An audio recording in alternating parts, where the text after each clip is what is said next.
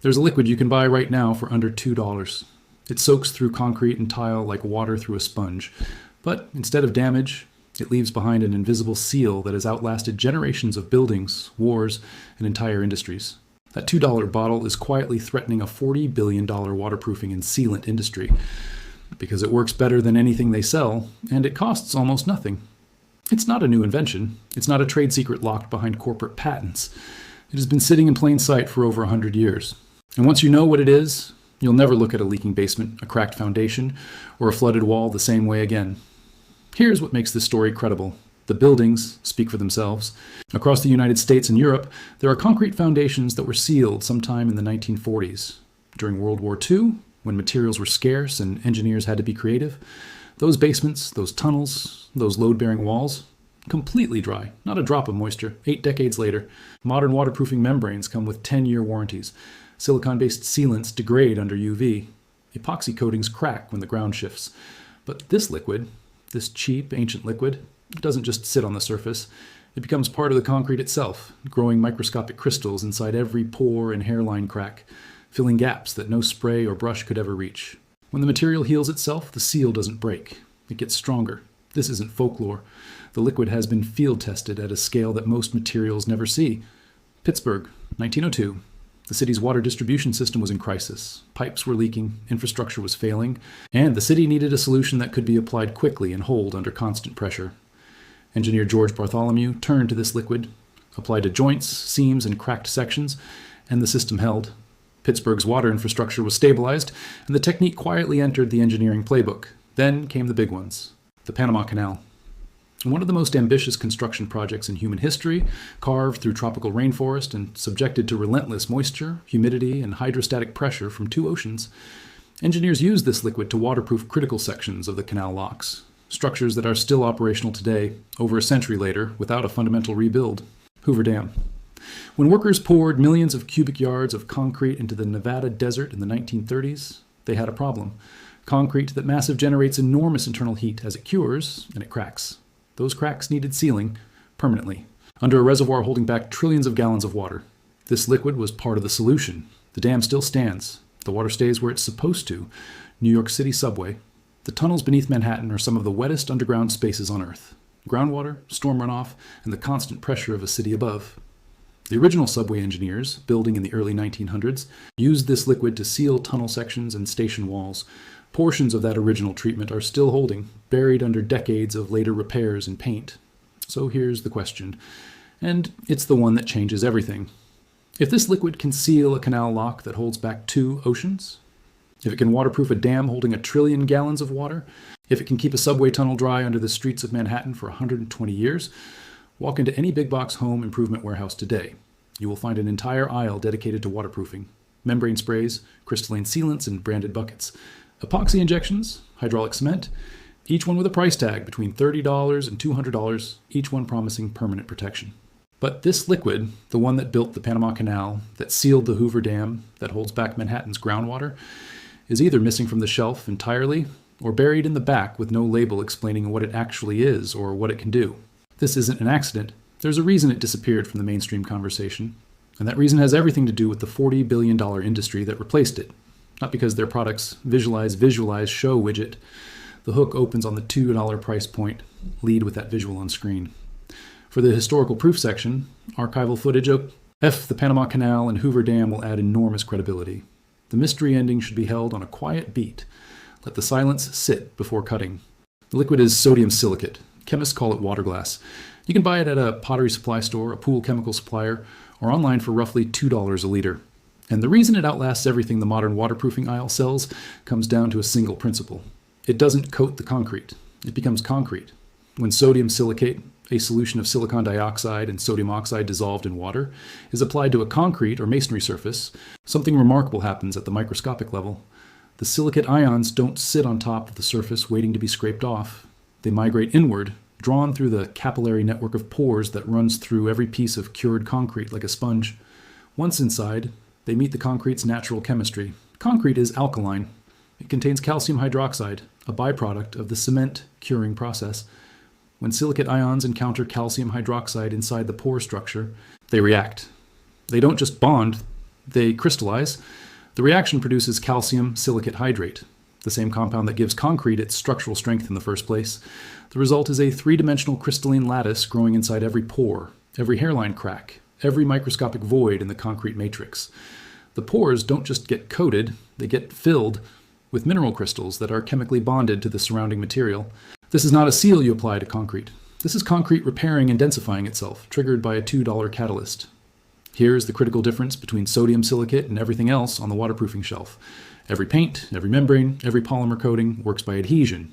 The product sticks to the surface of the concrete through mechanical grip or chemical attraction. The seal exists at the interface between the coating and the substrate. That interface is, by definition, the weakest point in the system, and it is fully exposed to the forces that destroy waterproofing. Freeze-thaw cycles, UV radiation, substrate movement, and hydrostatic pressure pushing from the other side. Sodium silicate has no interface. After the reaction is complete, there is no boundary between the sealant and the concrete. The crystalline calcium silicate hydrate that forms inside the pores is the concrete. You cannot peel it off because there is nothing to peel. You cannot scrape it away because it is not a surface film. The only way to remove it is to physically destroy the concrete itself. This is also why sodium silicate treated concrete gets harder over time rather than softer. Every time moisture enters the treated surface, rain, groundwater, humidity, the reaction can continue, deepening the crystalline barrier further into the material. The system is self-reinforcing. Moisture, which destroys every polymer sealant ever made, is the very trigger that makes sodium silicate stronger. Walk back to that hardware store aisle. Pick up any product. The $45 penetrating concrete sealer, the $89 crystalline waterproofing compound, the $120 two-part epoxy injection kit. Read the technical data sheet carefully. What you will find, buried in the fine print, is a reapplication schedule. Every 3 to 7 years, the manufacturer recommends retreatment. Some products carry this as a suggestion, others write it directly into their warranty terms. The warranty is void if you don't reapply on schedule. This is not a coincidence, it is the business model. Polymer-based sealants, polyurethanes, acrylics, epoxies, silicones, all form what engineers call a surface film. That film sits at the concrete coating interface exposed to every environmental stress the structure faces. UV light breaks polymer chains, freeze-thaw cycles crack the film at micron scale. Hydrostatic pressure from the wet side lifts the film at its edges. Thermal expansion makes the concrete move while the coating stays rigid, or the reverse. The film fails. Water finds the edge. Delamination begins. 3 to 7 years later, you buy the product again. A structure sealed with sodium silicate in 1940 does not need resealing in 1947, or 1960, or 2024. The crystalline matrix that formed inside the concrete pores that first year is still there, still growing every time moisture triggers another reaction cycle, still as structurally bonded as the day it cured. The modern sealant industry does not sell you a better product. It sells you a product that needs to be sold again. For the first half of the 20th century, sodium silicate was a standard material in civil engineering. It appeared in infrastructure specifications, military construction manuals, and municipal waterproofing contracts. Engineers knew what it was, knew how it worked, and used it without hesitation. Then, in the late 1950s and into the 1960s, something changed. The global petrochemical industry, which had expanded massively after World War II to process the enormous surplus of crude, oil, and coal byproducts, needed new markets for its polymer outputs. Polyurethanes, epoxies, acrylics, and silicone-based compounds were being produced at industrial scale. They needed to go somewhere. The construction waterproofing market was a natural target. Companies including Sika, W.R. Grace, BASF, through its construction chemical division, and others began funding research, developing proprietary formulations, and, critically, building sales relationships with architects, engineers, and building code committees. By the early 1960s, the shift was underway. New polymer-based waterproofing systems began appearing in construction specifications, not because they outperformed sodium silicate in long-term testing, no such testing existed at the scale needed, but because they were patentable. Sodium silicate is a mineral compound. It cannot be patented. A proprietary polyurethane formulation can be, a branded 2-component epoxy system can be, and with patent protection comes pricing power, distributor agreements, and the ability to build a recurring revenue model around mandatory reapplication. The trade publications of the era, construction journals, engineering magazines, began filling with advertisements for the new systems. Technical articles, some funded directly by the manufacturers, highlighted the limitations of older methods. Sodium silicate wasn't banned. It wasn't disproven. It was simply crowded out, pushed to the margins of the market while an entire ecosystem of training, certification, and specification writing grew up around the new polymer products. By 1970, a generation of architects and contractors had been trained almost entirely on polymer systems. Sodium silicate had become something their grandparents used, old-fashioned, unsophisticated, not something you'd specify on a modern project. The irony is that the structures those grandparents built with it are still standing, still dry, and still not in need of reapplication, while the buildings those architects designed in 1970 with polymer membranes have been resealed 3, 4, or 5 times since. The science is not complicated. Sodium silicate reacts with concrete's natural calcium hydroxide to form crystalline calcium silicate hydrate inside the pore structure, a bond that is chemically identical to the concrete itself and physically impossible to delaminate. Modern polymer sealants form a surface film that is chemically distinct from the substrate, exposed to every destructive force the environment applies, and designed, intentionally or not, to fail on a schedule that generates repeat purchases. This is not a conspiracy theory. It is materials, science, and business economics operating in the same direction, producing the same result. A century-old technology that works better than anything sold today, sitting in obscurity while a $40 billion industry profits from its absence. These are completely different regulatory stories. Coal tar, sodium silicate, EPA carcinogen status? Yes, real, documented. Not classified as carcinogen. 11-state ban? Real. Coal tar sealants banned in some municipalities? No such ban exists. 1993, EPA report. Real coal tar document exists. Not applicable cancer risk. Real industrial exposure risk. No significant cancer risk. Sodium silicate is not toxic. It is not carcinogenic. It does not leach into groundwater. It does not off-gas volatile organic compounds into your basement. The EPA has never classified it as a hazardous substance. The EU has never moved to restrict it in construction applications. So why did it disappear? If you can't ban a product for being dangerous, because it isn't, you use a different playbook. You don't attack the product. You make it irrelevant. You change the specifications. You train the next generation of contractors on your system. You write the certification exams. You fund the trade associations.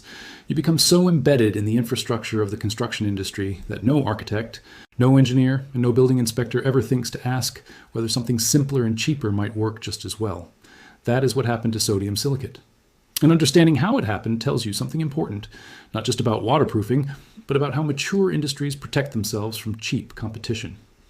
In 1993, the United States Environmental Protection Agency published a significant report on polycyclic aromatic hydrocarbons, PAHs, in coal tar sealants. The findings were real and serious. Coal tar, a different black sealant product used primarily on asphalt driveways and parking lots, contained compounds with documented carcinogenic potential, particularly for industrial workers, exposed to it daily in unventilated conditions. The report was legitimate. Coal tar sealants are a genuine public health concern and have since been banned in a number of U.S. municipalities, Austin, Washington, D.C., Minnesota, and others, with good scientific justification. But here's what the construction chemical industry did with that report. They used the fear it generated. Fear of old sealants, fear of legacy products, fear of anything that wasn't modern, tested, and certified, to accelerate the shift toward proprietary polymer systems across the board. Sodium silicate was not named in that report. It has no PAH content. It poses none of the risks that justified the coal tar restrictions.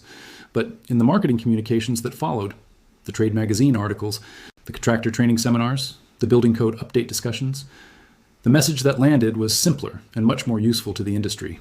Old waterproofing technology is dangerous. Use our new certified system. It was regulatory laundering. Take a legitimate concern about one product, generate industry-wide anxiety about legacy methods, and convert that anxiety into sales for patented replacements. Sodium silicate didn't get banned. It got associated, through implication, through proximity, through the general atmosphere of modernization, with the things that were being banned. The most powerful tool the construction chemical industry has is not advertising. It is specification writing. When an architect designs a building, they don't just draw walls and windows. They write a specification document, hundreds of pages describing exactly which materials must be used, from which approved manufacturers, installed by which certified contractors. Those specifications are often copied from previous projects, adapted from industry templates, or written with direct input from manufacturer technical representatives. Sika, BASF, W.R. Grace, and their competitors understood this early. Beginning in the 1960s and accelerating through the 1970s and 1980s, they invested heavily in what the industry calls technical sales, engineers and chemists, who don't just sell products, they help architects write specifications. They attend the professional development courses. They sit on the technical committees of the American Concrete Institute and ASTM International. the bodies that write the standards the entire industry follows. The result, over decades, is a self-reinforcing system. The standards reference the certified products. The specifications require the certified products. The contractors are trained and certified on the certified products. The building inspectors know the certified products. And sodium silicate, which predates the entire certification infrastructure, which requires no proprietary training, which cannot be sold under a patent, simply has no seat at that table. It is not forbidden. It is not blacklisted. It is just never written into the spec. The recurring revenue model, the $8 solution versus the $3,000 contract. Let's do the arithmetic that the waterproofing industry hopes you never do. A standard basement waterproofing job in the United States, crack injection, surface membrane application, drainage mat, warranty, costs between $3,000 and $15,000, depending on the size of the space and the severity of the problem. The national average sits around $4,500. That warranty, if you read it carefully, typically covers defects in the contractor's workmanship for 10 years and the material itself for 5 to 7 years, after which reapplication is recommended to maintain coverage. The materials cost of that job, the actual polymer membrane, the injection resin, the drainage composite, is typically 20 to 30% of the invoice. The rest is labor, overhead, and margin. For a $4,500 job, the contractor spends roughly $900 to $1,200 on materials. Now consider sodium silicate.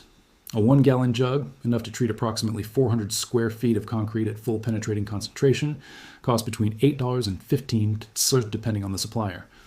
A standard basement of 800 square feet requires 2 gallons and roughly 4 hours of work with a pump sprayer and a brush. No specialized equipment, no certification required, no proprietary injection system. Materials cost, under $30, your time, 1 afternoon. The crystalline barrier that forms will not require reapplication in 5 years. It will not require reapplication in 20 years. The 1940s foundations that are still dry today were treated once by workers earning wartime wages, using equipment no more sophisticated than what you can rent from a hardware store for $20. The $4,500 contractor is not necessarily cheating you. Their labor has value. Their expertise has value. But the core chemistry they are selling you, the part that actually stops water, can be replicated for $30 in an afternoon. The $4,470 difference is the price of not knowing that. There is no vault. That is the uncomfortable truth that makes this story more unsettling, not less. There is no shadowy boardroom where executives decided to suppress sodium silicate. There is no leaked memo. There is no whistleblower document. The information was never hidden. It has been sitting in civil engineering textbooks, in concrete technology journals, in the technical specifications of the Panama Canal and the Hoover Dam, in publicly accessible archives for over 100 years. What buried it was not secrecy. It was economics operating normally. Sodium silicate cannot be patented. You cannot build a brand around it that commands a premium. You cannot create a certification system that locks out unlicensed applicators. You cannot sell a maintenance contract for a product that doesn't need maintenance. Every structural incentive that shapes what gets marketed, what gets specified, what gets taught in contractor training programs, and what gets stocked on hardware store shelves points away from sodium silicate and toward products that generate recurring, defensible, margin-rich revenue. The industry didn't suppress the information. It simply never had any financial reason to share it. And that distinction between active suppression and structural invisibility is actually more troubling. A conspiracy can be exposed and dismantled. A set of economic incentives that quietly shapes an entire industry's behavior over 60 years is much harder to fight. It requires not a whistleblower, but a widespread change in what consumers know and what questions they think to ask, which is exactly what this video is. No government agency banned sodium silicate. No scientific body found it dangerous. No court found the industry guilty of fraud. What happened was quieter and, in many ways, more effective than any of those things. A product that costs $2, lasts a century, and requires no specialized equipment was replaced in the mainstream market by products that cost $45 to $120, last 5 to 7 years, and require certified contractors. Not because the new products work better, but because the new products generate the kind of recurring, scalable, protectable revenue that builds $40 billion industries. The information was always there. The chemistry was always public. The historical proof was always sitting in the foundations of the Hoover Dam and the tunnels of the New York City subway. Nobody hid it. The industry just made sure there was no money in telling you about it, until now.